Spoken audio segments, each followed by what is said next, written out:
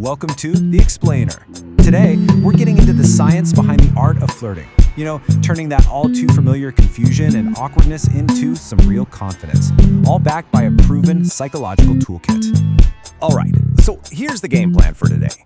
We're gonna kick things off with why flirting can feel so, well, awkward.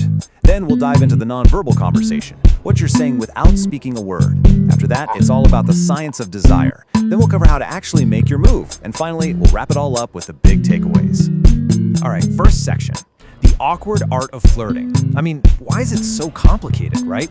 Let's get into it. So, why is flirting so hard? Look, if you've ever felt that way, you are absolutely not alone. Trust me. It's this super common feeling that just holds so many of us back. And this quote from Theo Harrison just hits the nail on the head, doesn't it? It's because we get stuck in our own heads. We get confused and awkward because we're overthinking what should be, a pretty playful and simple interaction. So what's really stopping us? Well, check this out. When researchers actually asked people, the number one reason by a long shot, almost half, was just being scared of rejection. And the second biggest? Wanting the other person to make the first move. See a pattern here? It's really all about fear. Okay, so how do we get past that fear? Well, the answer might surprise you. It's not about memorizing some perfect pickup line. Nope. The solution actually starts with what you're saying before you even open your mouth. Yeah, 55%. That number is huge. According to psychologists, more than half, let that sink in, more than half of all communication is nonverbal. That means your body language isn't just, a small part of the conversation. When it comes to flirting, it practically is the conversation. So, let's talk about your unspoken toolkit. First, eye contact. It's direct, it shows you're interested. Then, you have a genuine smile. That signals positivity and, believe it or not, good health. Then there's mirroring, where you subtly match their posture. This builds an incredible subconscious rapport. And finally, you got to observe those little shifts of behavior to see how they're reacting in real time. But here's a fascinating twist. It's not exactly one size fits all.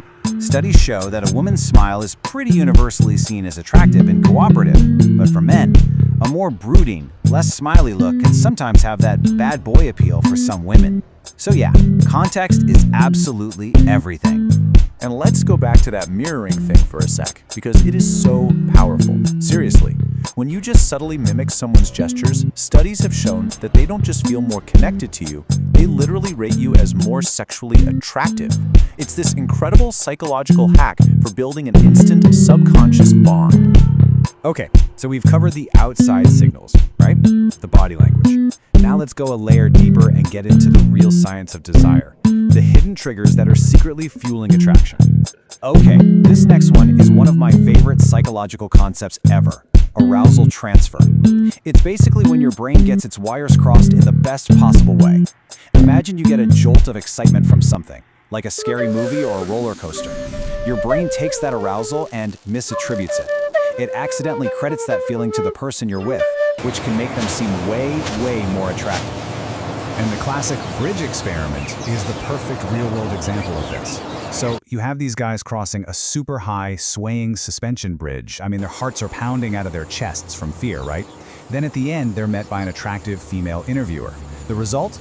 The men on the scary bridge were way more likely to call her later. Their brains totally confused the fear for intense romantic attraction. Wild, huh? And get this principle even applies to your Spotify playlist. Research has shown that your taste in music can be a huge plus or a huge minus. Apparently for men, an interest in heavy metal was a big win. For women, it was a love for classical music. And, country music? Yeah, that seemed to be a turnoff across the board. Sorry, country fans. And let's not forget the power of mystery. It's a classic for a reason. Psychologists have found time and again that being just a little hard to get is directly linked to how attractive someone finds you. So, don't lay all your cards on the table right away.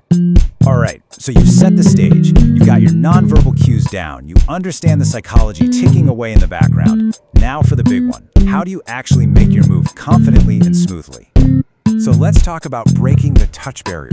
This can feel like a huge step, I know, but the key here is to start small.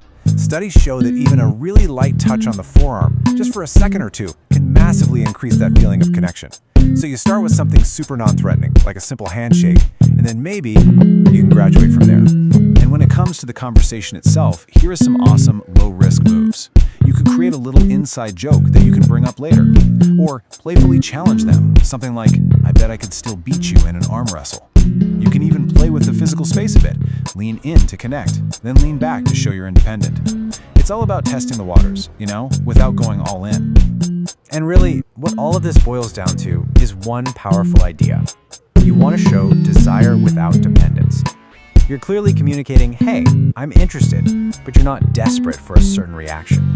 It's the difference between being confident and being needy, and it's a total game changer. All right, let's bring it all home. It's time for the flirting takeaway. Let's recap the essentials from this entire explainer. So here it is, your new flirting framework. 4 simple steps. Number 1, master the 55%. Your nonverbals are the foundation. Number 2, understand the triggers. Use that psychology, like arousal transfer, to your advantage. 3, make low-risk moves. Playful challenges, a light touch, just test the waters. And finally, number 4, communicate clearly. Remember the mantra, desire, not dependence. Because really, at the end of the day, this isn't about learning a script or some kind of manipulative tactic. Not at all. Effective flirting is a skill. It's just a playful and confident way to communicate that you're genuinely interested in someone, and then seeing if they're interested back. It's that simple. So that leaves us with one final thought. You have the psychological toolkit now. You understand the science behind it all. So the only real question left is, what conversation are you ready to start?